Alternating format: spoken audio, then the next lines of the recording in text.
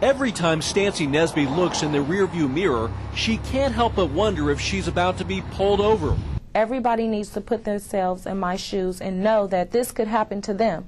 A 30-year-old single mom with 4 kids who holds 2 jobs working as a nurse's assistant, life was hard enough before her problems with police.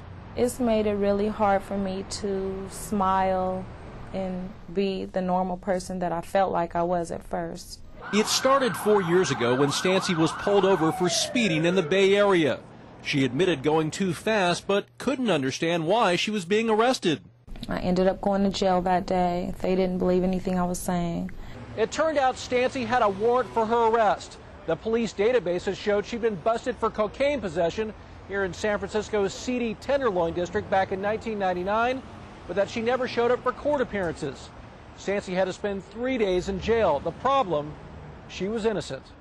Police later confirmed it when her fingerprints didn't match the real suspect who had used Stancy's name.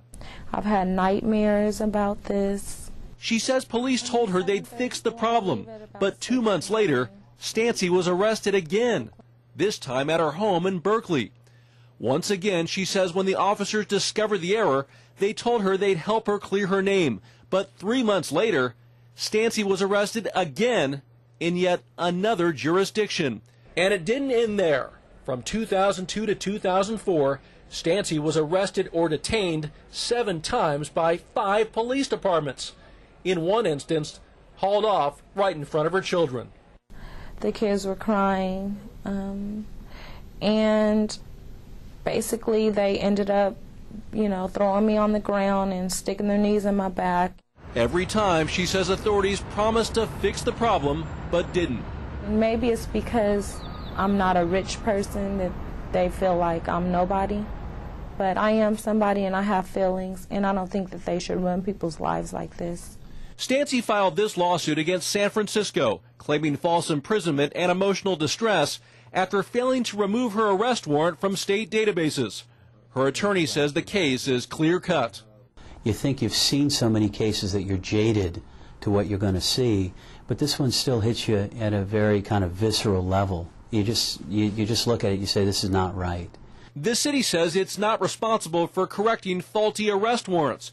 It also notes that Stancy was never arrested in San Francisco, but concedes she was wronged. This is something that I don't think you would wish on your worst enemy. You pray it doesn't happen to you. No one has taken responsibility for Stancy's ordeal. The courts ruled against her twice.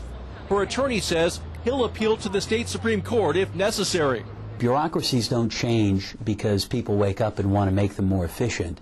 They generally change because they're forced to take responsibility for something that they're doing that they shouldn't be doing.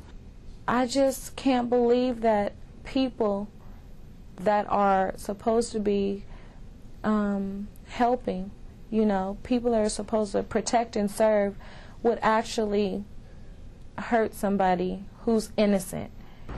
Even though a judge dismissed her lawsuit, the court asked the DA to remove the warrant from the database, which finally cleared her name. Still, she can't help looking in the rearview mirror. Dan Simon, CNN, San Francisco.